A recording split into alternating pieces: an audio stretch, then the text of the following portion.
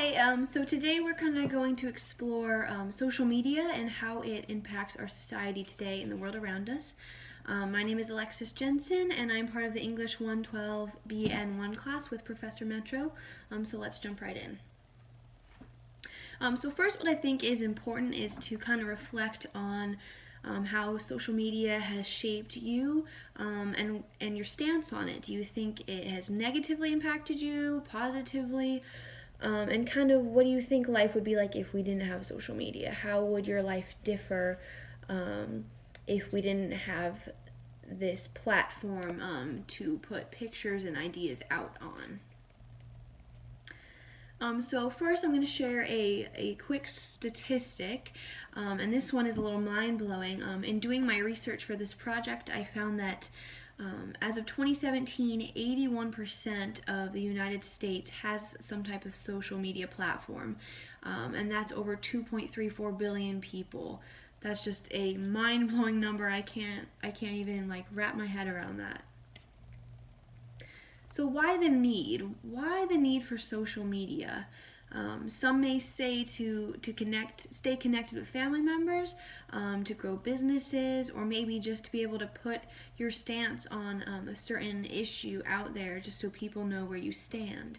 But I tend to think that those reasons aren't anywhere logical enough to compete with the negative effects that social media has on our society today. So I believe that there are three main points as to why social media is negatively affecting our society. The first point is that it affects our self-worth. It makes us look bad upon ourselves. The next point is it soils our personal relationships, and it really impacts those.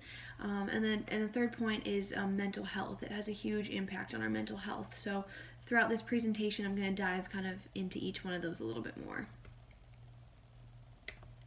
So the first one is self-worth. Self-worth is a big one, and in my research I found that there's a direct link between social media and how we view ourselves as humans. And there was a study from the University of Pittsburgh that it showed that those who indulged in social media activity, they were 2.2 times more at risk for eating disorders and viewing their bodies negatively. And what happens with self-view is social media gives us a skewed reality of ourselves. People post the best part of their day, the best food they ate, the best activity they did, when really that's not reality. We don't get to see the fights they got into, the tears they shed, the anxiety attacks they had, and it paints like a seemingly perfect picture of a person's life, which is so inaccurate and so dangerous. And then we tend to compare our lives to that person.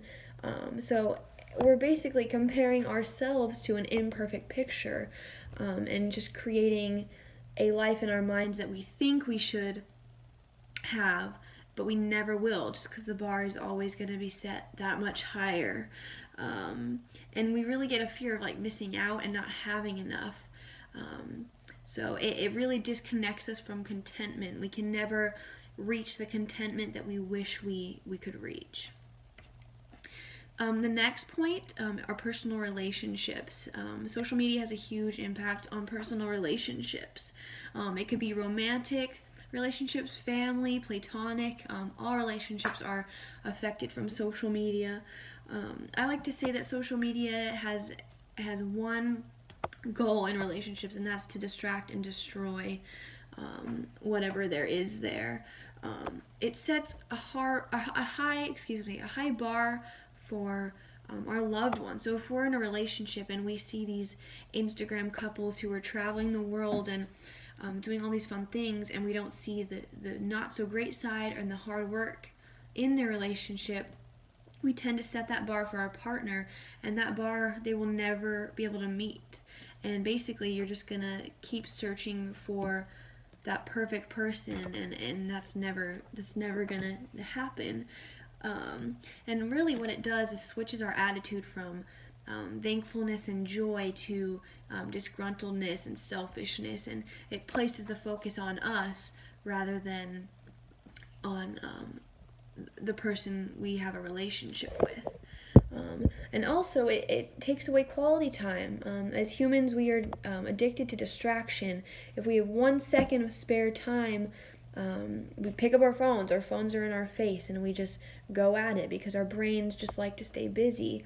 When really we need to learn how to sit with silence and just to kind of soak in the environment around us without having to always be on our phones and checking social media and posting pictures and all that.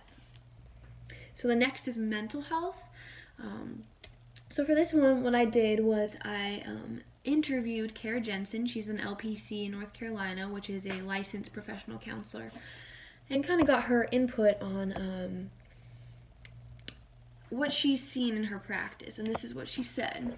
She said, anxiety is the #1 diagnosed illness today and has been on the rise over the past 10 years, as well as social media. Social media addiction is prevalent amongst all age groups and not just tied to the millennial era. The majority of my clients who suffer with social media addiction report feeling depressed, anxious, unfulfilled, and inadequate. So that's part of what she had to say, and that's really eye-opening to see that an actual therapist has had face-to-face contact with the issues of social media. And social media, it gives us a way to quantify things. We quantify the number of likes we have on posts, and even if that's a very subconscious thing and you don't feel like you pay attention to that, it registers in our brains. And so quantifying things can make us feel very bad about ourselves and really add to anxiety and loneliness and unfulfillment. And also a huge point is it's a gateway for bullying. Cyberbullying is a huge issue.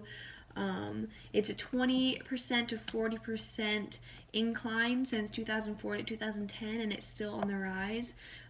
Social media just provides ways to let people say what they want without actually having to face that person and see the hurt inside them. So cyberbullying is a huge issue when it comes to social media. Now, let's explore, does social media do anything good? We've talked about bad things that it does and how it negatively affects us. But some may argue that social media gives the ability to connect with your loved ones and that it facilitates face-to-face interaction, which I agree with. But I would argue that if you really prioritize staying connected to your family, pick up a phone, go visit. There are other ways to do that. I view that as more of an excuse. And facilitate face-to-face interaction, I think that's a lazy man's way. That you need to get up and go out and do and meet people. You don't need social media to meet people. So those arguments are not logical in the face of the harm that social media does. So my challenge for you is to take a break, put down your phone, and really just sit with just a conscious mind and enjoy the simplicity of just being and not having to worry about social media because it impacts us hugely negatively as a society. Thank you.